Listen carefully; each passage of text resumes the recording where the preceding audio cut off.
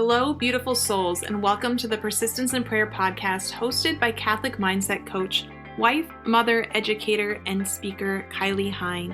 Kylie is passionate about helping you deepen your relationship with God through the power of prayer. This podcast is a space for high achievers who want to do it all, but also want to prioritize their spiritual life and grow in faith. Join us as we explore the beauty of persistence in prayer and the transformative impact it can have on our lives. Get ready to discover practical tips, insights, and inspiration to help you develop a daily prayer practice and cultivate a deeper sense of trust in God's plan for your life. Let's journey together towards a more fulfilled and faithful life as we invite the Holy Spirit in. Let's begin. Hello, everyone, and welcome again to another episode of Persistence in Prayer. This week, I am joined by an incredible guest, Elizabeth Saenz. She is a wife, a mom of four, and a certified Catholic life coach through Metanoia Catholic. She is the founder of Tabor Vision Coaching, where she helps Catholic wives have the marriage they want. You guys are going to love this one. You know how your husband gets home from work and he starts playing on his phone while you handle all of the mental and emotional and physical load of your children, the house, and everything else in between? Well, Elizabeth helps you get your husband off the couch and back in the game. No nagging or manipulation required. Her clients get what they want in a way that honors their husbands and creates deeper connection in their marriages. So this is the perfect episode to come off of the Couples Temperaments workshop that we just did. Elizabeth, thank you so much for being here. Can you tell us a little bit about you, your family, and how you found your way into coaching? Yeah. Oh my gosh. First, thank you so much for having me. This is so fun. Yeah. So I am, things about me. I am one of 10 children. I was raised on a farm in Western PA, and I met my husband in DC. Actually, I was working at the USCCB, and he had just started a few months before me on, it was floor 3. He was on the 3rd floor. I was on the 5th floor. And the second day at work, we bumped into each other at lunch, and he was the only person at the table who turned and introduced themselves to me. And I just it clicked in my head, this is a really nice guy. And anyway, so we were dating 6 months later, and we now have been married about 10 years. We have 4 kids, ages 8 through 2.5.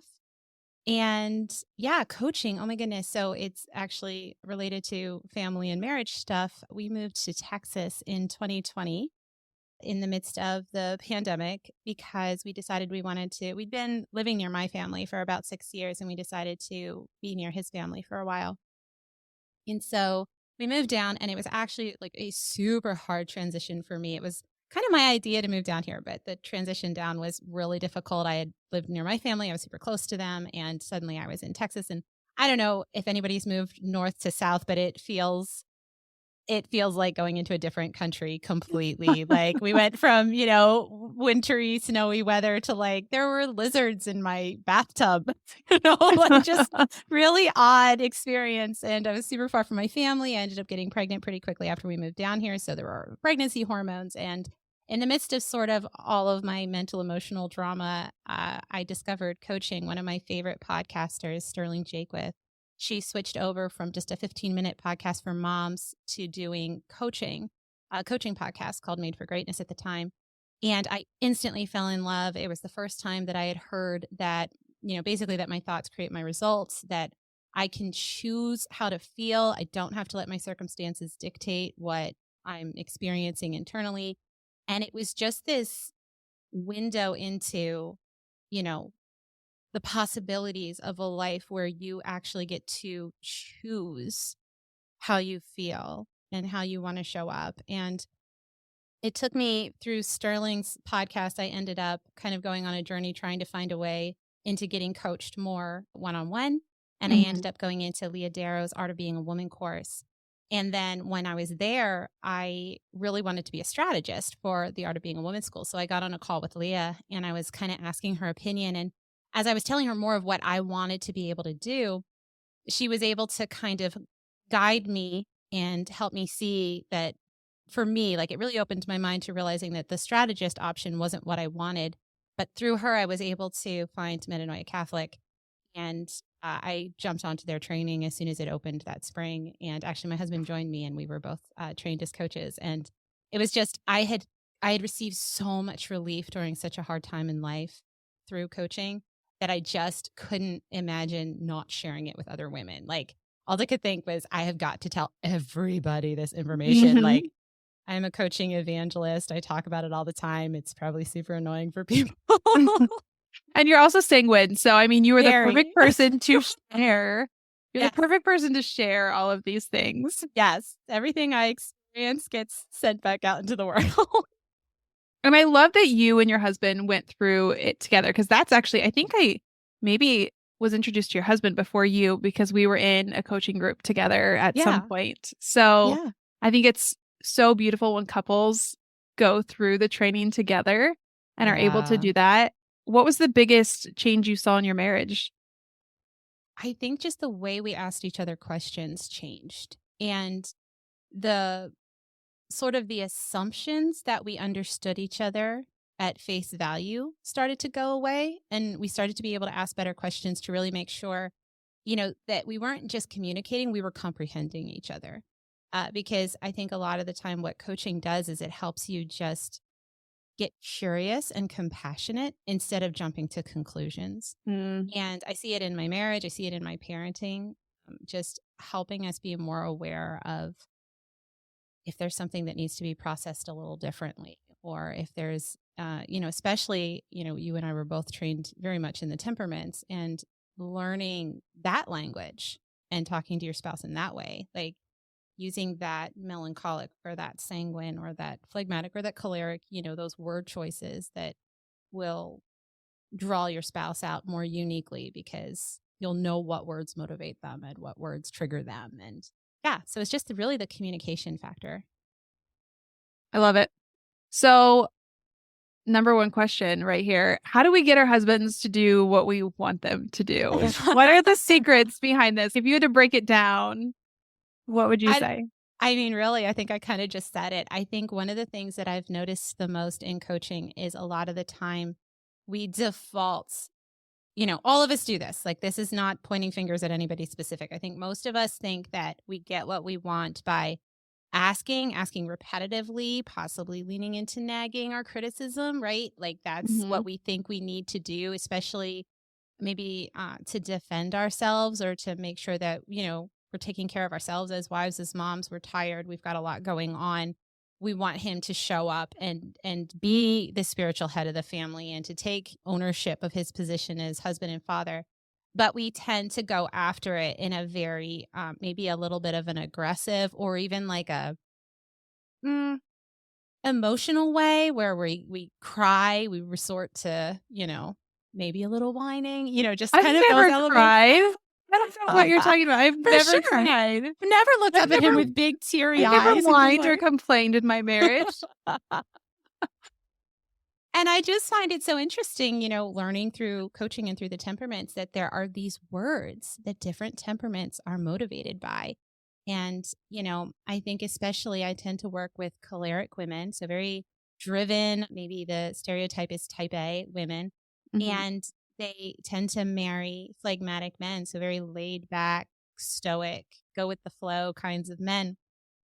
And I find it so fascinating that there are words that motivate a phlegmatic husband. And it's not those driven, exciting, goal ish words. It's those peaceful and safe and you've got all the time in the world types of words. And that feels counterproductive because it feels like, well, no, I don't want to tell him he has all the time in the world. He doesn't. This is due by XYZ time, Mhm. but actually, in the case of the phlegmatic man, the more you tell him he's got to get it done by now, the less likely he is to actually do it because you're going to paralyze him. So, using those words, making him feel like he's got time and space and you're not going to interrupt his routine actually brings more results. So, it's a know thyself and know him and speak in a way, again, that he can comprehend. So, it's not just saying what you need, but saying what you need in a way that is more likely to speak to his natural tendencies. Yeah, and I think especially with the phlegmatic, you nailed it with not disrupting routine, but Yeah. also not the nagging, it's praise. I mean, they are going Yes. to respond more to praise Yes. versus I need you to get this done, or like the Yeah. pressure. I mean, I can feel like pressure coming Yeah. from a choleric. Yeah. Yeah. Yeah. It And can I've be a had little intense. Yeah, and I've had clients, and it was so interesting to me to see this. I've had clients who I'm sure they didn't like that they were criticizing or nagging or being pushy with their husbands, but they really didn't like the idea of praising his little wins because they would say things like, well, that feels like I'm mothering him or that I'm being disrespectful or I'm talking down to him. And it was so interesting because it's almost like we don't even necessarily always see the criticizing or the nagging as disrespectful, but we see praising little wins as potentially disrespectful. And it's just really interesting. It's just this moment of stopping and thinking, why? Why are positive words potentially negative to you? What are you making those mean about him Mhm. or about you? It's just really interesting. Yeah, that's fascinating. I'm curious how the struggles, I mean, you kind of define what the struggles look like when you have maybe opposing temperaments like choleric and phlegmatic. Mhm. Whereas in my house, it shows up a little bit different. Maybe you have had some clients like this as well, where you're the same temperament. So choleric, Mhm. choleric, or melancholic, melancholic. Do you Mhm. have that come up very often? I have had a couple phlegmatic couples, which is really fun That's because really interesting. they just are fine. Like it's kind of funny to coach the phlegmatics because they come to you and they have things they want to work on, but then when you actually try to like narrow in on a goal, they're like, yeah, actually I'm good. And they don't really want to change anything. So it's really entertaining. I always think phlegmatic couples must just be so chill and they just must float So through life. So peaceful. nice. But it's funny. I haven't coached a lot of people who have the same temperament as their husband, but my spouse and I are the same. We're both sanguine melancholics, which is funny because those are also opposing temperaments. Uh-huh. So our highs are very high and our lows are very low. Yes. You get a lot of emotions in your house, I'm Lots of sure. big feelings. Yes. Luckily, they tend to be opposite. Like if I'm like flying high, he's riding low, and then we switch. Mhm. So kind of works out. We even each other out most. Oh my gosh, that's so fun. Okay, I know it isn't out yet, but you are working on something called Finding David, and I think it's Yeah. such a genius concept. Will you Thank you. explain what that is? Yeah. So Finding David is my group coaching program. I launched it for the first time in the fall. I'll be doing another launch in the spring. And it is so fun. So basically, it comes from a legend that when Michelangelo finished carving the David, the Holy Father asked him how he managed to carve something so magnificent. And Michelangelo responded, "That's easy. I just removed anything that wasn't David." And I loved this concept in marriage because I think a lot of the time we have a desire for who we think our husbands are or who we think they should be. And we kind of pile those expectations or those beliefs or those judgments on top of him, right? And in my head, I was like, well, that's like the marble, right? Surrounding the statue. And he's in there, but we've kind of hidden him. We've buried him under all of these, again, expectations, beliefs, and judgments. So, what I do in the coaching program is we literally work through all of those three specific areas, the expectations, beliefs, and judgments. So we just chip away. And I give you tools and, some practical guidance for chipping away and practicing seeing him as he is.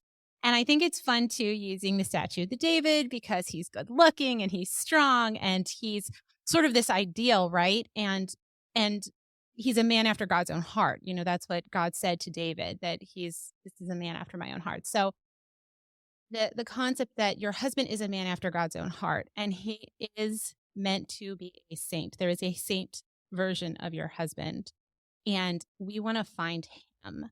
So if we can chip away all that other stuff and rediscover him, what would that do for our marriages?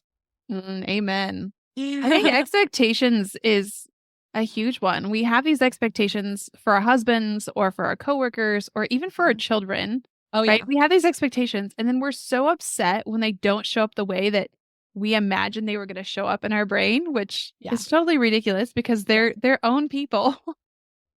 I think my 4-year-old should be perfectly emotionally regulated and I'm always just really upset that she's not Why are you crying?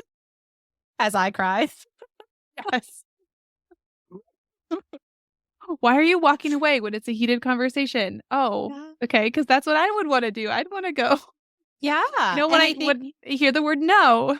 yeah, and, like, especially in the expectations with our husbands, they come from so many places, and sometimes we don't even know where they're coming from until we start to dig into them and unlock them. Like, "Oh, I got this expectation because of how my dad was or how my dad wasn't," or what I saw in movies or in what I heard in music or what I saw from my siblings' marriages or, you what I'm told a Catholic husband is supposed to be. I think especially I've coached women on their husband's supposed to be the spiritual leader, but he's phlegmatic and he doesn't have those choleric leadership qualities. So it becomes a question of, okay, how does a phlegmatic lead?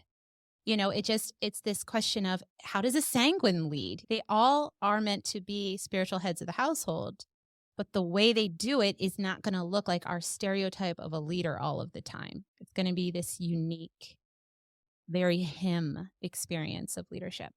Yeah, which I think is something we can also apply to ourselves is when we're, as women, we like to compare. And there are a Mm-hmm. lot of high achievers who listen to this podcast. Like we're always Hmm. comparing to other people, but Yeah. recognizing, you know what? We're all called differently. That's Yeah. something I tell myself every day is you're called differently. When you start to do Yes. that comparison game, we are because we were created differently. And just like you said, someone who is phlegmatic, their leadership is going to look very different than someone who is choleric. It doesn't mean it's going to be worse. Right. It's just going to be very different. Right. And Right. the way that they show up and the way that people respond to them is also going to be different. Yeah. Yeah. It's sort of like we're all called to practice the virtues, right? But, both of my temperaments, I believe, have a natural virtue to docility, but I know that's not a natural virtue for the choleric. So, how is a choleric docile? It's just even that is an interesting question of like, how do I live out this virtue? Because it's not going to look the same as a sanguine or as a melancholic or, so it brings an awareness to these are the elements that we want to live out, but how we live out those elements is going to look different. Absolutely. One of the topics that has been downloaded the most on this podcast is around spiritual direction and Mm. what spiritual directors do versus what coaches do. And you have this incredible podcast where it's literally you and a spiritual director and a Catholic counselor. Is that right? The Yes, it Catholic, is. okay. Uh-huh. Which the first time I heard it in the first episode I listened to, I was like, "Oh my gosh, this is so genius to just hear the 3 different perspectives all at the same time, answering the same questions and really talking about this is when you should go to this person. Literally, who are you gonna call, right? This is when you Yeah. should go to this person. This is when you should go to this person." Can you just share kind of what have been some of the biggest takeaways that you've had from the conversations on that show, being with those 2 different vocations, right? But Yeah. all kind of geared toward helping people in the same kind of way. Yeah. Oh my goodness. It's been so fun. I think one of the big takeaways I've had is how much I didn't know about the differences between coaching, counseling, and spiritual direction. I've been uh I've gone to spiritual direction to the same spiritual director for like goodness, at least a decade. And so I Mm. love spiritual direction. I am a huge proponent for spiritual direction, and it's my first love when it comes to kind of the self help, the internal freedom stuff. But yeah, I think it's been so interesting because we there is some gray area, right? Like especially as a Catholic counselor and a Catholic coach, we do fall into talking about the spiritual life with our clients. Jake and I, Jake is the counselor, and so we do talk about the Lord, but that John, the spiritual director, has this extra element of everything, boils back down to your relationship with the Lord and how you make decisions based on your experiences of God and how you see him. And then Jake, he deals in diagnosable things and in trauma and all of that stuff, but he also leans into those lighter elements that we as coaches will deal with.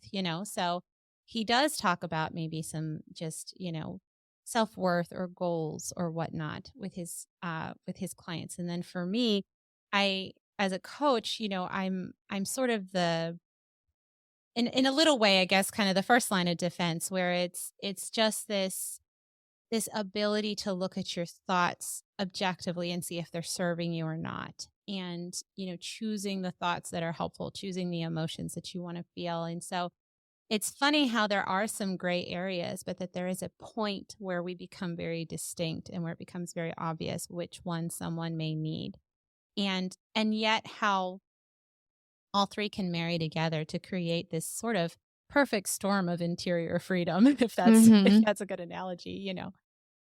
So yeah, it's been so fun. It's been so interesting to get into the conversations. We joke all the time that even if no one ever wanted to listen to us, we would still have the conversations because they're so good for us. Mhm. We learn so much from each other, and it's been really fun. It's been a really fun little journey with the voice. It almost seems like a progression. So some of us Mhm. need counseling because we have diagnosable things, right? Yes. Or I think Yes. counseling is good for everyone in general as Yeah. well. Yes. But And then Jake would it's agree like, with you. yeah, yes, exactly. I think we'd all advocate that coaching is good for everyone and spiritual Yes. direction is good for everyone. Yes. Uh-huh. But coaching, it's like coaching is really for someone who's already doing okay, right? Yeah. They don't have any Mhm. mental illness or anything like that, but they Mhm. just want to thrive more in their lives. Yeah. And then I think it sets you up so well for spiritual direction. You can do spiritual direction without ever being coached, Right. but I can tell even in my own life, I had done spiritual direction for years. When I started getting coached, like it opened up so much more in spiritual direction. And even I can tell now that I'm not getting coached as often myself. My spiritual direction conversations are not what they were because I have some of this mental drama. And I'm like, okay, I need to Oh, take a step back and I need to start doing more of my own work again because I haven't had that thought work time built into my schedule like I did before.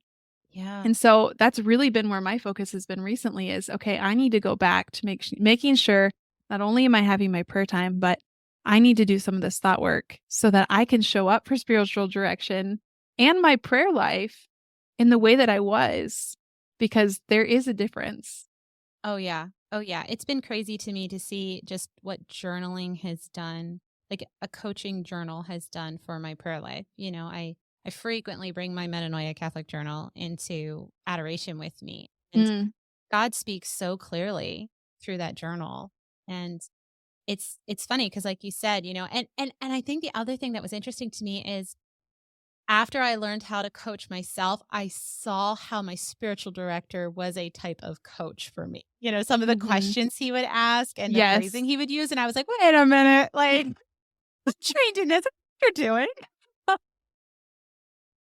it was so fascinating, just that, yeah, that just awareness of what's going on in your interior life is just so fascinating. It was funny a couple of months ago, my spiritual director asked me a question. I'm like, I don't know. And she was like, well, if you did know. And I was like, okay, I just got coached. Like, I don't want to answer that because now I think I have a Okay. plan and I'm not ready to commit to it. That's But it awesome. I it love that. really is beautiful that, Yeah. like you said, there's kind of an overlap in a marriage between all of these different realms, and they're also very much needed in this spiritual progression as we continue to grow in holiness. And these are things that we are not taught growing up, is how to process these emotions, and that Right. we do have freedom in what we are feeling. Yeah. Yeah. It's amazing. I actually used emotionally processing one day on my 6-year-old. He was just really upset about something and I couldn't get through to him what was going on exactly. So I finally literally took him through emotional processing and asked him what color his emotion was and what texture it was and if there was an image attached to it. And we're just working our way through. And, we came to the end where we invite Jesus into it. And I said, if the Lord was there, what would he do in this image that you have? And my sweet boy just started crying and said, he would hold me. And I Oh. started crying because it was so beautiful.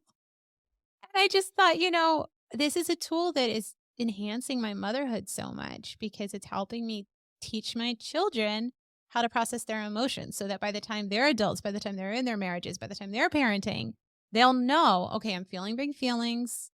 How do I want to process this so I can show up the way I really want to and not just react or repress or, any of those things. So, Yes. Amen. Okay, so we are kind of in a pre-Lent stage right now because Lent is seems like it's so Mhm. early. I It's coming up know. right away. Um, Valentine's Day, it's so I know. And I have an episode coming up in a couple of weeks where we're going to really go deep into, planning for Lent for all those last minute planners. But for those of us who are actually ready to start preparing right now, which I want to encourage you to start preparing right now instead of waiting until halfway through Ash Wednesday to decide what should I do for Lent or what I should love that. I not do for Lent? I'm curious, is there anything that you do for Lent that might be helpful for other people to consider Oh, that's so or fun. a way So that you I prepare? Yeah. I think one of the first things that I always do is remember my dad, he told me in college one time, don't make your sacrifice a sacrifice for others. So if my sacrifice is going to put me in a bad mood and make me, just kind of gnarly to be around, I don't do it. And that's always kind of my first element. It has to be something that I can be peaceful and pleasant while doing. So that Mhm. actually eliminated getting rid of sugar for me because if I don't have some level of sugar every day, I am a bear to be around. And that is just something I have to figure out. But Lent is not the right time to do that because I don't want to be angry with my family for, 40 days. So that's one of the things is I'm very careful. I also go really light because I want it to be achievable. I'm sanguine and I don't do goals super well and I don't do follow through super well. So for me, Lent has to be bite sized and achievable and even a little bit fun, which sounds not very Lenty, but I've done in the past, I've done, Sterling Jakewith has a Love Your Husband challenge right around Valentine's Day. And so that was really fun because it was a way to enhance your marriage and kind of go into some self sacrificing for your marriage, but in a really fun, sparkly, simple way. So I really liked that. And I've also done, what was it? Oh, Cana 90, Cana 90 with the Messy Family Project. Okay. They have this really cool process where you have the 40 days of Lent, but then 50 days of celebrating at Easter, and it's all based on your marriage. That's why it's called Cana 90. So all this like these little things you can do for your marriage throughout Lent and then the Easter season. So I kind of keep it's sacrificial but a little bit sparkly so that I'll actually stick to it because if it's too sacrificial, I will completely fail. Yes. I think that's so important to really recognize your temperament. I actually Yeah. talked about this the day that we're recording. I had a group coaching call. So people can sign up for my group coaching. It's really inexpensive. It's a way that they can jump in and just kind of try out coaching. But anyone who I coach one-on-one has free access to that. And Cool. so we were talking about really just playing to your natural motivations as you are preparing for Lent. And just like you said, you know that you're sanguine. Sanguines do not like to do hard things. They quit very easily, right? We love you, but you quit very easily. I'm high sanguine too. So I could say that. And so you need this a little bit sparkly or you're Mhm. not going to do it. And we recently in my family, it was actually, I think it was National Quitters Day when everyone typically quits their New Year's resolutions. And we were having all these snow days. We've been stuck inside. And so we decided we were going to do kind of like a family fitness challenge. So my husband and I and our two kids who are 5 and 8, we all were coming up with different exercises and they had different point values. And we talked about, okay, whoever wins in 6 weeks gets $25. So that was the big prize. Nice. And everybody had the same exercises. So some are really easy for the kids and hard for the adults, and some are vice versa. But it was incredible. When we tacked on whoever's ahead at the end of the week gets ice cream, my daughter was, oh my gosh, I was blown away. I mean, the kids destroyed us the first week. I mean, destroyed us because my daughter, who's high sanguine, it was like, I knew she needed something short term. 6 weeks was going to be way too long. Yes. But 1 week, ice cream, she was all in. And then my Yes. husband and I are choleric. So we're super competitive. Like, I don't want somebody to beat me. I'm not coming in last. And so it was so fun to just see everyone's different temperament kind of play out and to Yeah. have some fun with it because I'm not motivated. I mean, if I think about just being healthy, I'm not super motivated to work out right now. My husband Sure. either. We were both college athletes. We kind of did the whole physical thing for a long time and pounded our Mhm. bodies. And now it's like, I'm going to prioritize my prayer time.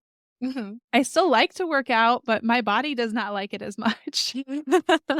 So I think when you can play to your motivations, when you can play into your natural contributions and recognize the areas where you are weak, it is really going to set you up for a successful, quote unquote, successful Lent. My friend, there is no better time to start working with a coach than this Lent. If you are tired of failing again and again at the Lenten promises that you have made to God, I encourage you to jump on a free 20-minute call with me. When you work with a coach, you develop self-discipline, you stick to what you started with. You have accountability, you stop comparing yourself to others, and you really figure out the root of the problem. Let's figure out if one-on-one coaching or a low-cost group coaching is the best fit for you. Join an incredible community of women who are all striving to grow in holiness together. You can find a link for a free chat with Kylie in the show notes or at www.kyliemhine.com.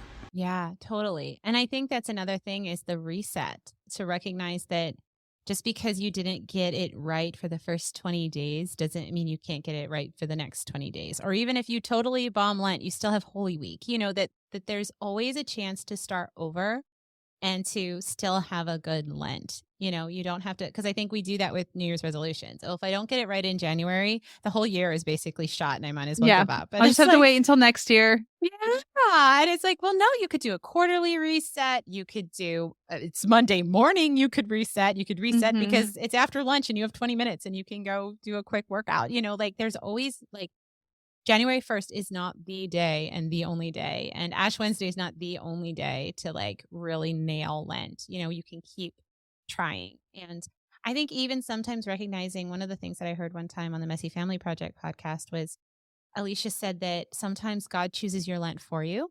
And I found that really interesting because sometimes family life gets in the way of the sacrifice that you've chosen, whether it's a specific type of fasting or a specific type of workout or a specific type of prayer time. If you have a newborn or if you're newly pregnant and you're super nauseous or whatever it is, like the elements of just, you know, kids can sometimes mess with your sacrifice. And then you can get frustrated because you're thinking, I can't believe that this kid is messing up this prayer time that I had specifically. And then, you're upset with the child. And actually, what God's doing is calling you to this moment of prayer in your motherhood. It's that whole monastic, the child's cry is the monk's bells ringing, like Mhm. it calling you to prayer. Like, this is how you sacrifice right now. And it's not the way you planned, but it's what God chose for you. And it's going to be so great if you can just embrace it and let go of of your expectations of what Lent is supposed to look like. Yeah, it's interesting because we just had a conversation recently about how for New Year's resolutions, people are so focused on the physical things and kind of ignore the Yes. interior prayer life. And I've really been pondering that. Like, why is that? Because I Mhm. don't think it's that they don't recognize that it's important. But I've even heard that about my coaching work. It's like, well, I know I need to do it, but it doesn't sound fun. Or it's like, Yeah. this other thing sounds more fun. And Yeah. so I don't know. It's just something I've been pondering. Maybe you have feedback or not, but I We get actually curious just about that.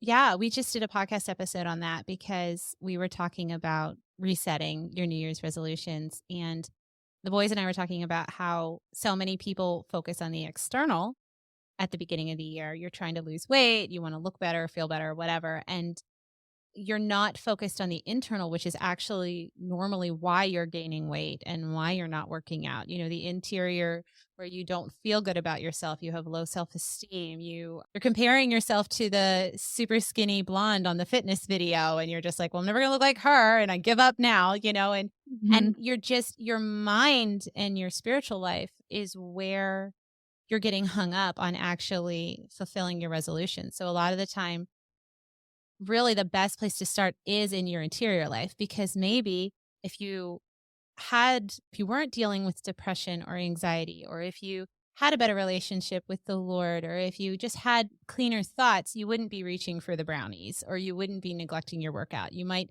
naturally take care of yourself more if you had that better self-esteem and just more peace in your interior life. So we were talking about how dealing with your interior life is almost like fixing the foundation of the house, but dealing with just the externals is sort of like slapping paint on a wall and hoping that the crack doesn't show, like this is fine. It looks better now. And it's like, well, no, like clean up the inside and the outside will take care of itself to some Yes. extent. It's putting the Band-Aid on the problem rather than actually Yes. fixing the problem. Go to the root and Or just dig it all yes, out. it's, taking the painkiller instead of figuring out Yes. what's actually wrong and treating the problem. So Yes. And just so I everyone knows, I am guilty of all of that.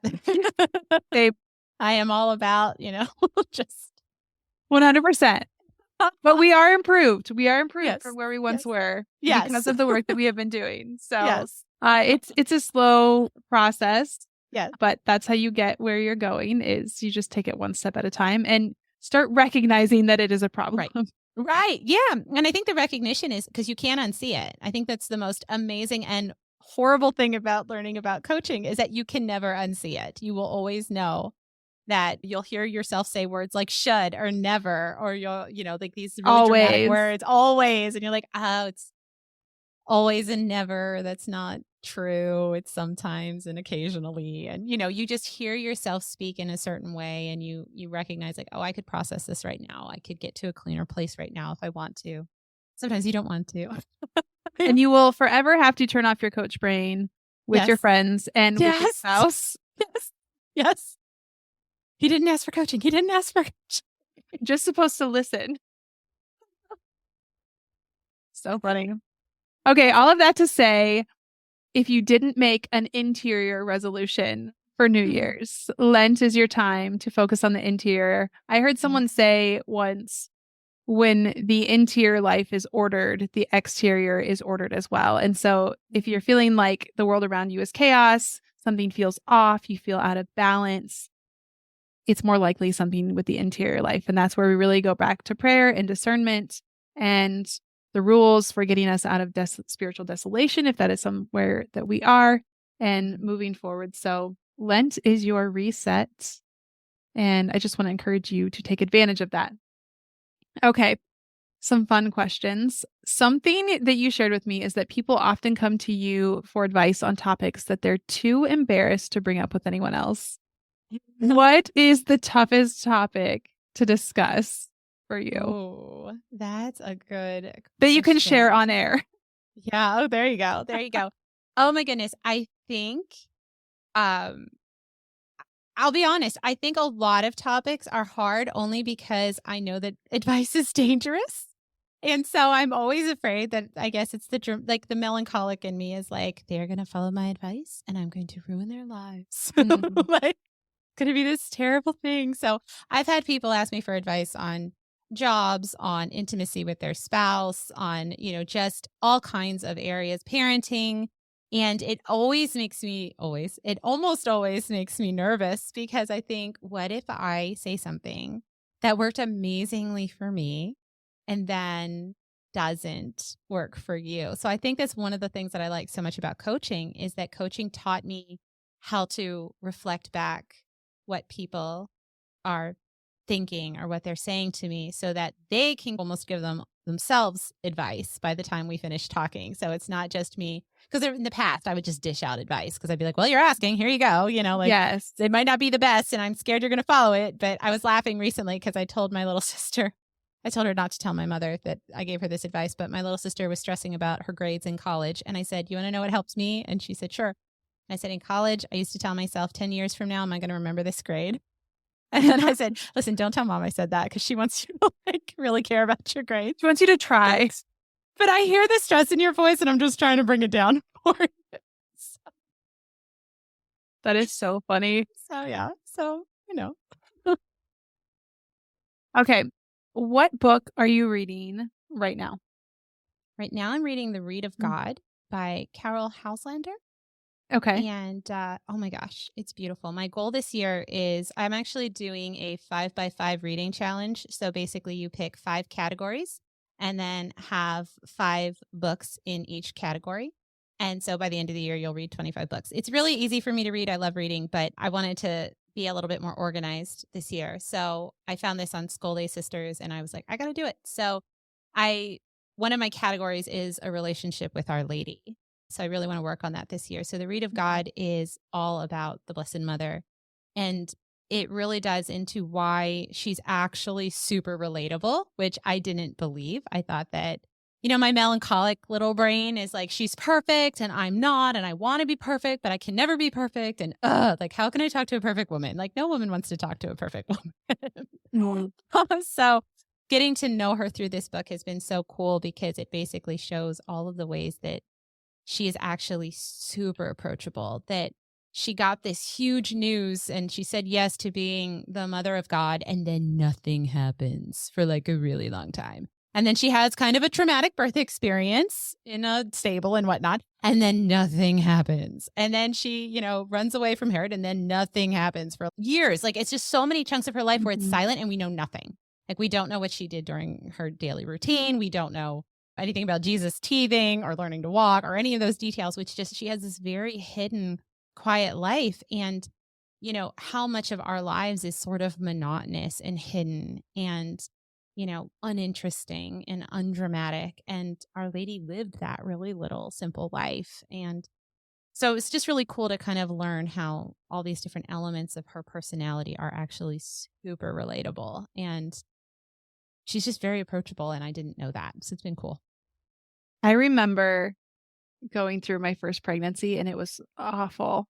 It was so awful. I mean, both pregnancies were awful. I'm not a happy pregnant person. I'm absolutely miserable. I want to throw up every second of every day. Aww. But those beautiful babies are worth it. Yes. And I remember just asking the Blessed Mother to be with me and then finding out like, oh, she didn't have all of the pregnancy turmoil. And I remember being so upset, like, you're supposed to be the person I can relate to in all of this. And just like, you didn't have all of that. Yeah. Isn't it funny? I feel like I was trying to explain this to my husband where I was like, we have spent so much time making Jesus relatable. Like, he came down from heaven to be with us.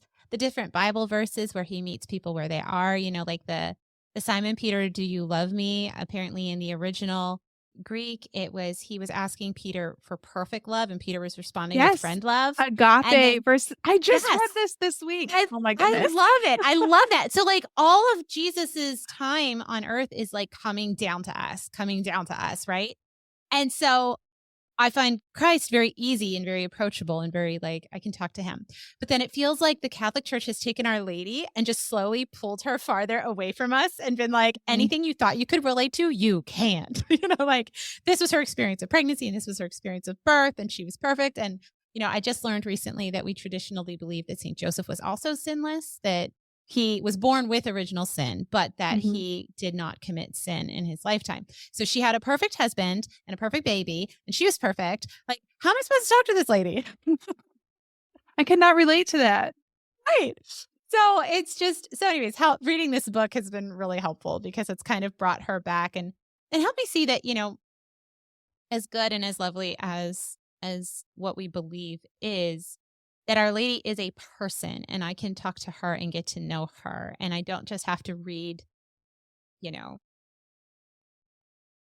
the teachings of the church about her. I can also talk to her and ask her what she's like, and what's her personality. We talk about how Jesus had a perfect blend of all four temperaments and they were all perfected in him. Well, what was Our Lady's temperament? I like to think St. Joseph was phlegmatic because he was the only. If you read when he moves into action in the Bible, he never goes in haste. Like, everybody else goes in haste, and St. Joseph just goes. And I just think he was super methodical. That's my little daydream about St. Joseph. I can totally be wrong, but that's funny. I do think one thing that has made Mary really relatable to me is reading of when they lost Jesus in the temple, and they talk about her being anxious. And I'm like, okay, she did have anxiety. I can relate to this 100%. There was worry. I can relate to this. Yes. And like you said, all of the invisible moments, I think so often we're waiting for our big moment. When is it coming, Lord? When is it coming? I'm waiting. When is this big moment coming?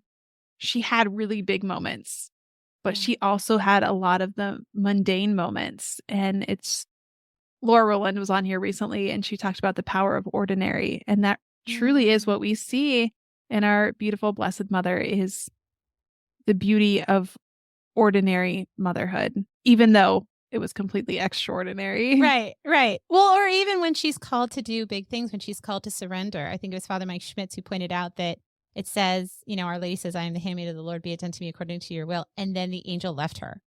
There's no like finishing up closure on that conversation. It's just she submits and the angel disappears. And it's like, that's a little abrupt. And Well, I think that that's helpful to know too. yeah, and she wasn't asking for every step, "Okay, well, what do I do now? And what do I do Right. now? And what do I do now?" Because that's Right. what I'm asking. "Lord, what do I Right. do now?" Right. Exactly. Exactly. It's just, oh my gosh. She just So good. trusted. Mm-hmm. Mm-hmm. Okay. Thank you so much for sharing that. I remember you talking about that book with me, and it is on my wish list. I have been really good about not I shouldn't say I'm being really good. I'm really working on not impulsively buying books. That is the one So thing, like the hard. sanguine impulsivity will come up. And for me, being high input, which I know you can relate to, is someone tells me, "Oh, this book is really good." I'm like, "In the cart it goes." I know. I know. It's just instantaneous. I want all the books all the time. And yet I try to practice minimalism. So I'm like, well, not too many books. And then I'm like, well, I heard about this book and it sounds amazing. And Yes. so I've got the Interior Castle is next. It's just like sitting there waiting for me. And I'm super excited because I've never read that one either. So Yes, it's excellent. I have read that yeah. one. I have actually several works from Saint Teresa of Avila, so I'm kind of going back. I had read Thomas Dubay first, which I highly recommend, The Fire Okay. Within, Okay. and Interior Castle. Interior Castle, there are some really great reflections out there on Interior Castle because some of it will not make sense or it can be really easily taken out of context if you don't Okay. know like the progression and what she's actually talking about because Saint Teresa of Avila, some of the wording that she uses versus what some of the other saints use can easily get mixed up or confused. So Okay. Cool. Thank you. just super fun, some fun facts. That's awesome. Okay. As we wrap up, I always ask for guests to share either a prayer tip or a scripture verse. I don't know if you remember what prayer tips you told me or I printed two. them out because I was pretty sure I would forget. But Ah, okay, God. perfect. Will you share these with us? They're so good. Yeah. Yeah. So for my prayer tip, I really strongly advise everyone to be open to what God is calling you to in your prayer life. Everyone just has a favorite go to devotion, and they're all going to tell you it's the best one, whether it's Divine Mercy or the Sacred Heart or the St. Therese Novena or the Surrender Novena or whatever. And you can just drown. So don't try them all. See which one is just whispering to you and start exploring it because I think sometimes God just places something on your heart. For the longest time, I felt called, like, well, let me say this. I felt guilty that I hadn't done a Sacred Heart enthronement. But it was just because everybody else was doing it. And that wasn't a good enough reason for me. I didn't want to just do it because everyone else was doing it. But then slowly I started to find the Sacred Heart appearing in my life, right down to the fact that my husband and I looked at a house that had been completely stripped and gutted. There wasn't even a like refrigerator, a sink, a toilet. There was nothing in this house except for an image of the Sacred Heart hanging on the wall. And I just felt like it was God saying, really, I'm like doing everything I can to get your attention here. I'm in a completely stripped house with just me. Like, please pay attention. So we're actually in the middle of the Sacred Heart consecration as a family right now. So, anyways, yeah. So just wait for those whispers and follow those devotions. And then as far as the scripture verse, my favorite is Jeremiah 29:11. For I know well the plans I have in mind for you, plans for your welfare and not for woe, so as to give you a future of hope. Why do you love that verse? Oh my gosh, because it's just a reminder to just let it go. Mm. Just stop worrying. And you you burn so much time worrying and being afraid of what God has planned for you. And I think, you know, I've experienced in my own life that you'll worry that a tragedy is going to happen or that something isn't going to work out or, whatever. And then it either happens or it doesn't. And if it doesn't happen, you wasted time worrying about it. And if it does happen, God gives you the grace, and eventually you start to see why he let it happen. And it ends up being so beautiful. So I just, especially in this past year, it's been kind of a crazy year for me and my husband and just our, our life and business and stuff. And it's been really fascinating to see the more we surrender and trust that God has a plan, the more that plan unfolds, and it's beautiful. And we couldn't have made it happen on our own. We had to let him do it. And it's just incredible to see his generosity. So yeah, so that's my favorite scripture verse. Do not worry. It's one that I think we all can go back to again and again, because worry is where many of us spend a lot of our life. Yes. Not I because remember. we want to be there, but Yeah. because we don't want to let go of the thing that is keeping us there. Yeah. Yeah. And my dad said to me one time, he said, if he could change anything over the last 30 years, it would be he would worry less. And it was just such a moment for me to pause and think, okay, so 30 years from now, I don't want to know that I spent decades just stressing about things that either didn't happen or did happen. And God totally gave me the grace to deal with them. And ultimately, it was all going to be okay anyway. Mm-hmm. And I think that's why we are both doing what we do, is because Yes. one of the best ways, I think, to worry less is to understand the root of where the worry is coming from. And that is coming from our thoughts. Mm-hmm. Mm-hmm. Especially again, coming into your temperament and finding out do I worry because I want control? Do I worry because I want the ideal? It just helps you recognize this is something I struggle with, and how can I surrender this to God? Yeah. Am I anxious and angry because of what someone else did, or because of what I'm interiorly struggling with because I'm not happy with myself? Yeah. All of those things. Yeah, So so good. good. Okay. You have been such a blessing. Thank you so much for being here. I would love for you to share where everyone can find you and maybe get on your waiting list when your next Finding David cohort opens up. Yeah, yeah. So the Finding David waitlist will be up pretty soon on my website, which is just taborvision.com. It's TABOR, like Mount Tabor. And I'm also on Instagram at taborvision as well. And yeah, and then I have my own podcast, like Kylie said, Who You Gonna Call? So it's Who Ya, Y-A, Gonna Call. And that's John Malloy, Jacob Concolics, and I are talking about 3 very different paths to interior freedom so that people can decide which one they would most like to explore. So I have to ask, when you guys say your podcast, do you automatically say who you're going to call? Does somebody say Ghostbusters? you know what I do in my own head, like that is 100% why we picked that, because I was even trying to figure out if there was a way to riff the music a little bit, but I couldn't figure it out. So that's not what we did. But I was like, come on, it would be so cool. I silently say it in my head every time. Oh, totally. Make sure that you go follow their podcast. It's so good. It's on my follow list, and I think you all will love it too. Thank you again for being here. You are such a beautiful gift to the world, and you are bringing people closer to Jesus through their marriages. And that is such beautiful work that is so very much needed. It is one of the things that comes up a lot when I am working with coaching clients as well. And so thank you for the gift that you are and for your yes. Oh, thank you so much, Kylie. Thank you for yours. This is amazing. Beautiful souls, thank you again for journeying with me. If you have been blessed by this episode, it would mean the world to me if you would leave a review. Be sure to screenshot it, share it on your social media stories, and don't forget to tag me on Instagram or Facebook at Kylie M. Hine. Stay persistent in prayer, protect your peace, and as always, share the light of Christ with everyone around you.